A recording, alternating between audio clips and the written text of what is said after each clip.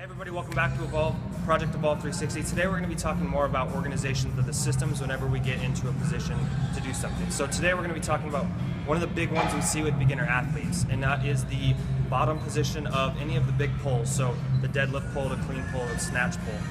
One of the things that we see, especially in beginner athletes, is they don't know how to set their low back, and we see a lot of low back injuries. We see a lot of just inefficiency. So we're going to talk about some principles that regard both safety and then efficiency. So first, let's talk safety. Like we talked about in the double under video, is whenever we transmit load through our low back, we want to have a stable set position where our pelvis is in neutral.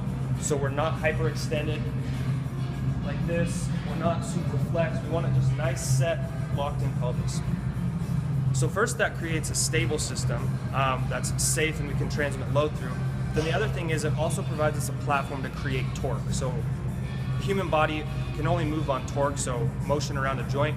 And what we want to do is we want to create two levers. So if we think about whenever there's a fixed point and we rotate about it, that's how we generate torque.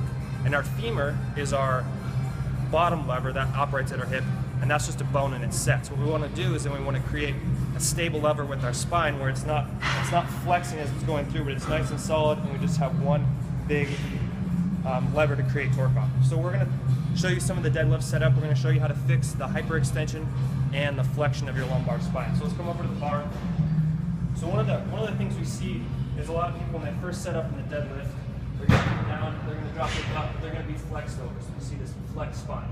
And then when we pull up, we get a lot of shear at the spine, and we also have a really inefficient, non-rigid system.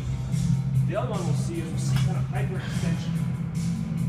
Now, that's a lot better than being over flexed, but then again, we have a lot of more compression on some of the discs, and we have a lot more tension in some of the ligaments we want. So what we want to do is we want to use that musculature to create a nice stable system. So this is basically just a really brief, easy coaching cue. So get into the bottom of your stance or your clean pull, set your hips, kind of load them a little bit, and then if you see my back's a little bit rounded, all I'm going to do is create torque in the hips, have a little bit of external rotation, set it, and you see my spine stays nice and straight and erect, and then you're just going to pull.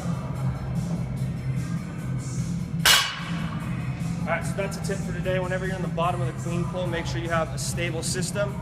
Use some external rotation to set the pelvis, drive those knees out. We're not going to teach knees out, but we're going to teach cueing those knees out. That's the tip for today. We'll catch you guys tomorrow.